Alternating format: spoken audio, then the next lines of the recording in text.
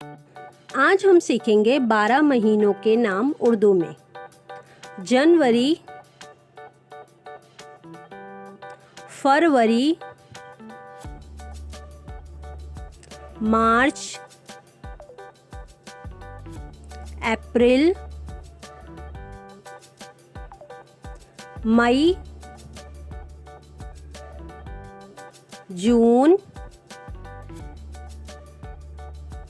जुलाई,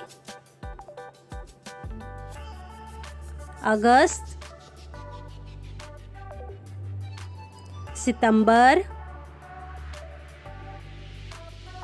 अक्टूबर, नवंबर, दिसंबर। जनवरी, फरवरी, मार्च, अप्रैल, मई, जून, जुलाई, अगस्त, सितंबर, अक्टूबर, नवंबर, दिसंबर। तो ये थे 12 महीनों के नाम उर्दू में। If you like my video, please like, share and subscribe to my channel. Bye bye.